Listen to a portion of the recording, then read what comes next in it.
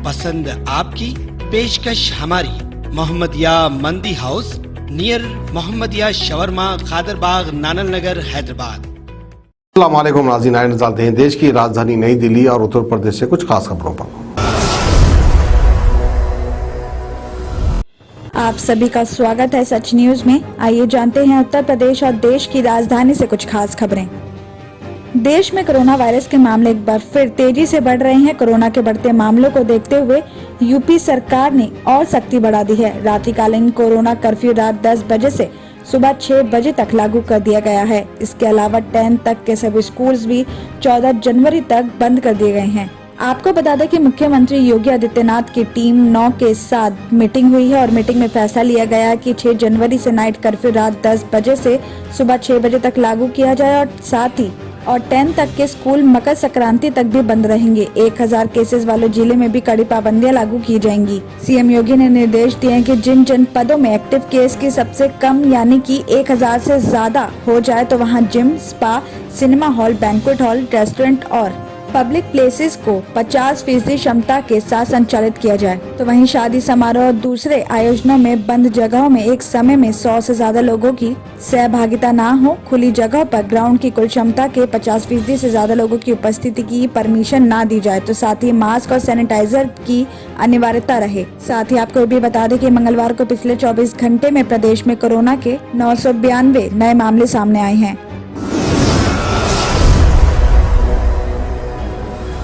Delhi NCR में आज सुबह से ही बादल छाए हुए हैं और 9 बजे के बाद से कई इलाकों में बारिश शुरू हो गई है। मौसम विभाग के अनुसार आज दिल्ली एनसीआर के गाजियाबाद, इंदापुरम, नोएडा, दादरी, ग्रेटर नोएडा, गुरुग्राम, फरीदाबाद और मानेसर में आज सुबह बारिश होने का अनुमान था, जो सही साबित हुआ है। आपको बता दें कि इस वक्त दिल्ली के कई इलाकों में बारिश हो रही है, जिससे पारा गिर गया है और गलन भी बढ़ गई है। बारिश होने के चलते लोगों को काफी परेशानी भी हो रही है। साथ ही मेट्रो स्टेशन के बाहर लाइन में लगे काफी लोग भीग भी रहे हैं, जिससे उन्हें असुविधा का सामना करना पड़ रहा है।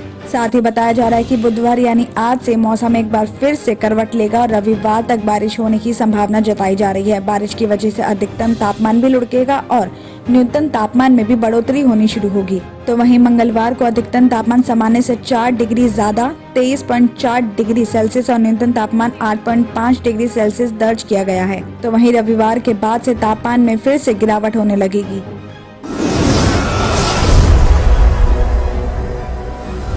दिल्ली के मेट्रो स्टेशंस के बाहर लगने वाली लंबी लाइन को देखते हुए दिल्ली सरकार और दिल्ली आपदा प्रबंधन प्राधिकरण ने मंगलवार को ये फैसला किया था कि बुधवार यानी आज से मेट्रो ट्रेन और बसें 100% सीट क्षमता के साथ चलेंगी। इसी के तहत आज से ये व्यवस्था लागू हो गई है, लेकिन दिल्ली वासियों को आज भी मेट्रो स्टेशन के बाहर लंबी लाइन लगानी पड़ रही है, जिससे यात्रियों को काफी परेशानी भी हो रही है। कई यात्रियों का ये भी कहना है कि सरकार को एक उचित योजना के तहत सामने आना चाहिए, जिससे मेट्रो स्टेशन के बाहर लगने वाली लंबी लाइनें खत्म हो और यात्रियों को परेशानी भी ना हो। इसी के साथ ही दिल्ली एनसीआर के कई इलाकों में आज बारिश भी हो रही है, जिससे मेट्रो और बस यात्रियों की परेशानी को और बढ़ा दिया है। नई शराब नीति की वजह से बीजेपी नेताओं का कमीशन बंद हो गया है, इसलिए बीजेपी बौखलाई हुई है।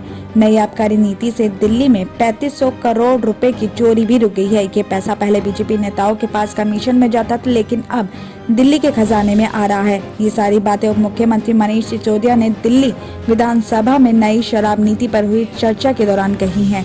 सदन में उप मुख्यमंत्री ने ये भी कहा है कि नई शराब नीति के पहले दिल्ली के करीब 80 वार्ड में शराब की कोई दुकानें नहीं थी। इन जगहों पर बीजेपी के नेताओं के संरक्षण में एमसीडी और पुलिस की मिलीभगत से अवैध शराब की दुकानें चलती थी। आगे उन्होंने ये भी बताया कि नई आबकारी नीति से पहले दिल्ली को शराब से मिलने वाला राजस्व 6000 करोड़ का था और अब ये राजस्व बढ़कर 9500 करोड़ रुपए का हो गया है। 3500 करोड़ की चोरी भी रुकी है। अब ये पैसा दिल्ली के खजाने में आएगा। 2015 में दिल्ली में 850 शराब की दुकानें थी, लेकिन दिल्ली सरकार ने एक भी शराब की दुकान नहीं खुलने दी। अब आबकारी नीति के तहत दिल्ली में अभी 501 शराब की दुकानें ही खुली हैं। साथ ही उप मुख्यमंत्री ने दूसरे राज्यों से भी तुलनात्मक ब्यौरा सदन में बताया है और ये भी कहा कि बीजेपी शासित राज्यों में भर भर कर शराब की दुकान खुल रही है, लेकिन दिल्ली में जब हम चोरी रोकने की कोशिश कर रहे हैं तो यहाँ विरोध किया जा रहा है। शराब पीने की उम्र भी दिल्ली में सटे नोएडा, गुरुग्राम, गाजियाबाद में 21 साल है, तो अब दिल्ली में 21 साल है, तो विरोध क्यों?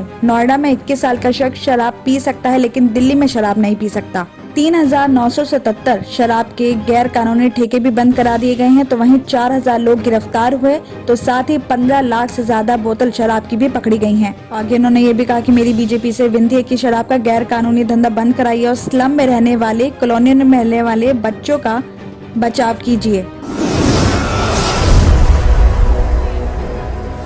कोरोना से ग्रस्त होकर मरे कर्मचारियों के घर वालों को नौकरी देने के संबंध में एक सवाल पर मंगलवार को दिल्ली विधानसभा में उप मुख्यमंत्री मनीष सिसोदिया और बीजेपी विधायक विजेंद्र गुप्ता के बीच जमकर नोकझोंक हुई है और इस दौरान उनके बीच इतनी बात बढ़ गई कि बीजेपी के विधायकों ने सदन का बहिष्कार भी कर दिया। हालांकि वो प्रश्नकाल के बाद वापस भी सदन में आ गए थे। बताया जा रहा है कि विजेंद्र गुप्ता ने कोरोना की वजह से मरे टीचर्स के घर वालों को 1 करोड़ रुपए और करुणामूलक आधार पर नौकरी देने के बारे में प्रश्न पूछा था और इस संबंध में संबंधित विभाग ने बताया कि 1 करोड़ रुपए तो दिए गए हैं, लेकिन दिल्ली सरकार की कैबिनेट के फैसले के अनुसार करुणा मूलक आधार पर नौकरी का कोई प्रावधान नहीं है। और इस बारे में मनीष सिसोदिया ने भी सिचुएशन को साफ करने की कोशिश किया, मगर विजेंद्र गुप्ता उन्हें कटघरे में खड़ा करने में लग गए। और इस बीच मनीष सिसोदिया ने विजेंद्र गुप्ता से कहा कि दिल्ली सरकार करुणा मूलक आधार पर नौकरी देने के लिए तैयार है, लेकिन ये अधिकारी उपराज्यपाल और केंद्र सरकार ने उसे छीन रखा है। और इस बीच दोनों पक्षों के विधायकों ने